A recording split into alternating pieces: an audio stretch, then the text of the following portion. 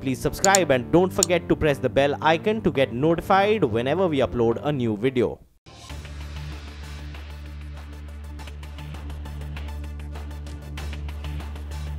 You're with us here on a fresh new edition of Trading Hour.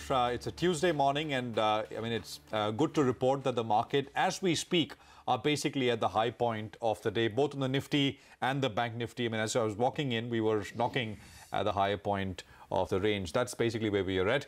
The change is 20 and 75 on the Nifty and the Sensex respectively, but the intraday will show you where we are at, which is absolutely flat and off the lows quite a bit. The Nifty actually is recovered about 50 odd points from the day's lows. Lots to talk about, lots of stories and a fair bit of opinion as well, as always, over the next 1 hour. With me is my colleague Ekta Batra. Ekta, hi. Hi Prashant, absolutely. Well, we've recovered from the day's low, and what stands out is the kind of resilience we've shown versus the global weakness that we've seen, when it comes to the Asian markets, when it comes to the US markets. But the one key factor to watch out for is probably what's happening with the VIX. So the CBOE volatility index in the US spiked up around 25% overnight, and we have the India VIX, which is up around 6% on a week-to-date basis as well. So maybe it is time to probably start monitoring that particular statistic. Otherwise, in terms of stocks in focus, a lot to talk about, like Prashant mentioned. So we have InfoEdge, which is buzzing around. We have something like an Aurobindo, which is in focus, and even something like a Fortis, where that board meet continues into today's trade. But let's get talking about the technicals of the market then. We have Sudarshan Sukhani joining in for that. Sudarshan, hi, morning, over to you. For the Nifty, what would you recommend? Do you think that we're resilient or we're range bound? And your stocks as well. Yeah, good morning again. Well, we are range bound. See how the markets are moving just in 130 points and for almost 3 weeks now. But because they move from one extreme to another almost every day, we get a sense of massive movement. But essentially, we have support at 10,700 and resistance at 10,830, 840, and this is where we are. So today's rally should be taken in context of a much, traveled narrow range, and we haven't broken that range. So I would just say that there's an intraday trade on the long side and nothing else. What would you trade in terms of stocks, Sudarshan, at this point? Britannia is a buying opportunity. Among the FMCG stocks, it's been an outperformer, and FMCG itself has been an outperformer.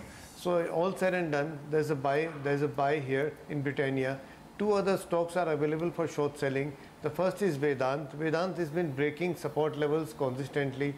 So the small rally that we are seeing is actually a sell into strength opportunity. And the second is NBCC. It's almost the same story. The stock is breaking support levels, so intraday rallies should be sold into. Intraday trading on the short side should only be for the day. Did you mention anything on Infosys? And if you haven't, Sudarshan, what would your call be? It's done well this week. Infosys is a buying opportunity for investors. It's making new highs, and this is always a good reason to go long and hold it in your portfolio. But I would not touch it as a trader. All right, we've got some questions coming your way, Sudarshan. So we've got Velingari, who's writing in. He's got 1,500 shares of Titan. He's paid 900 rupees each for them. He also has 4,000 shares of Ashok Leyland, and he's paid about 150 rupees each for them. And he wants to know opinion on both these names. What should he be doing? Ashok Titan and Ashok Leyland. Sudarshan. Well, I'm assuming he's an investor. And as an investor, I think he should simply hold on to his stocks, both Titan and Ashok Leyland.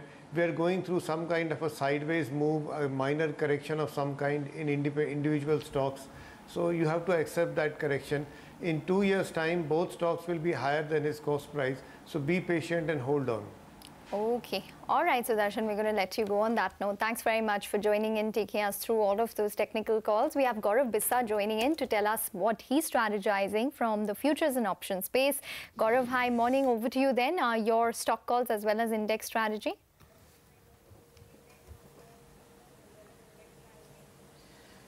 Good morning. For index, the strategy is quite simple. It's buy on this market for both Nifty as well as Bank Nifty. Or one can even buy a 10,800 call option for that matter. That would be for a day or maybe till tomorrow. One can play for targets of 55, have a stop loss of 30, 28. It's quoting at 38, I guess. So 10 rupees stop loss, 20, 27 rupee target for 10,800 call option. For futures, wait for dip towards 10,760, have a stop loss of 10,720. On the upside, targets of 10,840 can be seen.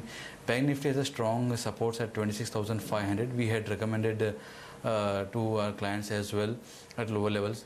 So any dip towards 26,520 can be bought. Stop loss of 50-60 rupees on the upside. 26,700 would be the immediate target. There's a strong resistance at 26,700 for Bank Nifty. If it sustains those levels, we can expect 27,000 coming before expiry. So that would be the roadmap for both Nifty as well as Bank Nifty. As far as stock specific specifications are concerned, I think first recommendation would be buy on Bharat Forge. Good amount of correction from 700 to 600 mark. Some amount of short covering has been seen bouncing from the immediate support levels of 598, 600. Using that as a stop loss, one can buy Bharat Forge futures for target price of 625. Tata Communication would be sell. It is coming. It's given a breakdown from the range. It's been trading in 620 on the upper end, 595 on the lower end. So now there's a possibility we can see another couple of percentage fall. Good amount of short position also seen getting built. With a stop loss of 603, one can sell Tata Communication for target price of 588. Okay, so Bharat Forge buy, Tata sell. Those are two stock trades, futures trades coming in from Gaurav. Gaurav, thanks very much. We speak again in a bit. We've got sort of news also to track on public sector banks. They're under pressure as a sector. Well, the heads of 11 state-owned banks, PSU banks, will brief a parliamentary committee today about the problems of mounting bad loans and increasing fraud cases. Sapna Das is joining in on the phone line with more details. Sapna, I mean, what is this about, and are these essentially banks which are under the preventive sort of lending mechanism, the PCA essentially? Absolutely, Prashant. These are the 11 banks under the prompt corrective action framework of the Reserve Bank of India. So all the 11 heads are deposing before the parliamentary standing committee headed by Vedanta More on this issue. Basically, this is in continuation with the depositions that have happened before the panel. We had the RBI governor being very vocal on, a lot of policy matters related to the banking sector, including legislative changes. You had the government coming in and putting in their side of the story. Earlier on to the, meeting held, the meeting that is to be held today for the PCA banks, the other non-PCA banks have also deposed to the committee. So this is in continuation of that. Of course, the government part is over, the RBI part is over. That's what they're clearly given to understand. So now it's probably the last leg in terms of the PCA banks. The matters on fraud, the number of the kind of details are already in the public domain. We have to wait and watch and see what really, what more it is that the PCA banks will talk about, because there was also a lot of speculation that probably one or two more banks may be coming under the PCA framework. The Department of Financial Services so far has shot down that possibility completely. So it's a kind of a tricky situation. Meeting will last at least for around 2 to 3 hours, and we get to know more, aside from that, I mean, once it's over. But the key point also here is probably only at the time of the committee, when it firms up its views, the report that has come in, that's expected in the monsoon session of Parliament starting from meeting in July, they will still have some time to work it out. I think that will be the key point. We have to wait and watch and see what is it that the panel really talks about.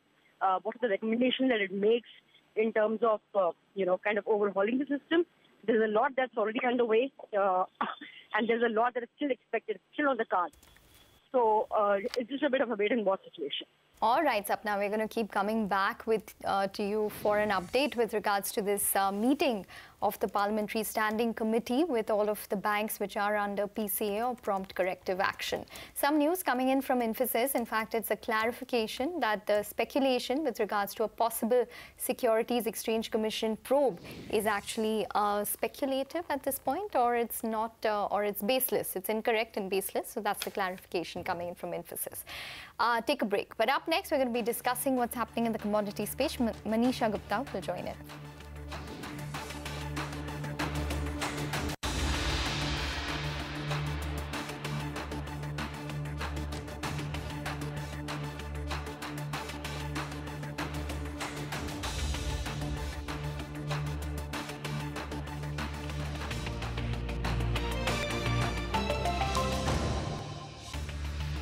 Welcome back. Well, further pressure coming in for select stocks such as Tata Motors. So that stock is down another 2% Yesterday, it saw a steep cut. So overall, at current reckoning, from between yesterday and today, that stock is now sitting with an 8% cut. Year to date, the stock is down 35%. So maybe that investor meet that took place in the JLR investor meet really didn't enthuse sentiment. So Tata Motors back down. Mr. Modi essentially outlining the efforts across the infrastructure space, which the government has undertaken. This government has undertaken over the last 4 years, and outlining achievements there. So pretty comprehensive speech, but focused on infrastructure in various areas. 22 odd points on the Nifty. We'll dip back into that speech which Mr. Modi is making here in Mumbai, inaugurating the AIIB meeting, which is taking place right now. We will take a very quick break, have to do that, and we come back. We focus also on the market. Mitesh Thakkar is going to be with us with some trading ideas. That's coming right up.